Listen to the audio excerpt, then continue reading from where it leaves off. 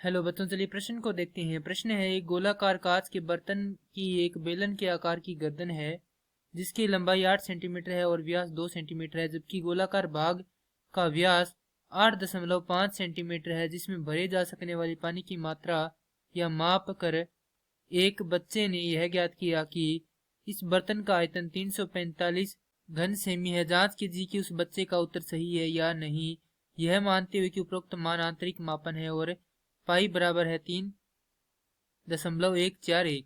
प्रश्न को हल करने से पहले जो इसकी मुख्य अवधारणा है उस पर विचार करेंगे।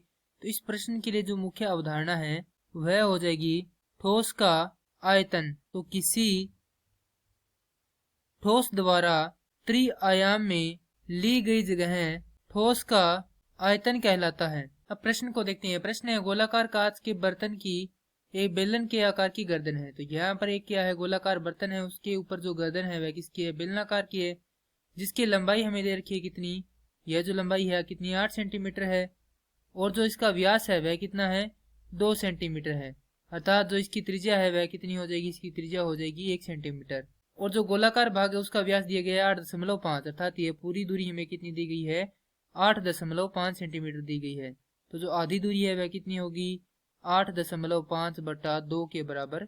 अब हमें इसका आयतन निकालना है, यानी कि इसमें कुल भरे जा सकने वाले पानी की मात्रा निकालनी है। तो लिखेंगे बेलन की त्रिज्या, बेलन की त्रिज्या है 1 सेंटीमीटर, बेलन की ऊंचाई h बराबर है 8 सेंटीमीटर, गोले की त्रिज्या, गोले की त्रिज्या था गोलाकार बर्तन की त्रिज्या है हमारे पास 8.5/2, बर्तन का आयतन, तो यहाँ पर लिखेंगे जो बर्तन है उसका आयतन होगा गोले का आयतन योग बेलन का आयतन। अर्थात यहाँ से सबसे पहले इसका आयतन निकाल दें, उसके बाद इसका निकाल कर दोनों को जोड़ देंगे तो हमारे पास जो बर्तन में कुल पानी की मात्रा है वह आ जाएगी। तो जो गोले का आयतन है उसका सूत्र होता है 4/3 पाई r की घात 3 योग बेलन के आयतन का सूत्र होता है पाई r का वर्ग गुणा ऊंचाई। अब मान रखेंगे 4/3 गुणा पाई का मान हमें दिया गया है 3.14 गुणा r का मान हमारे पास है 8.5/2 का घन योग फिर से पाई का मान है हमारे पास 3.14 गुणा r का मान यहाँ पर है 1 का वर्ग गुणा ऊंचाई यहाँ पर 8। इसे हल करेंगे तो प्राप्त होगा 4/3 गुणा 3.14 गुणा 8.5 का घन बटा 8 योग 3.14 गुणा में 8। आगे हल करेंगे तो मान आएगा हमारे पास 3.14 गुणा 8.5 का घन बटा 3 गुणा 2। क्योंकि यहाँ पर 4 से जो 8 है वह कितनी बार कटेगा, 2 बार कटेगा, योग 3.14 गुणा 8 करेंगे तो हमें प्राप्त होगा 25.12, माफ कीजिए 1 2।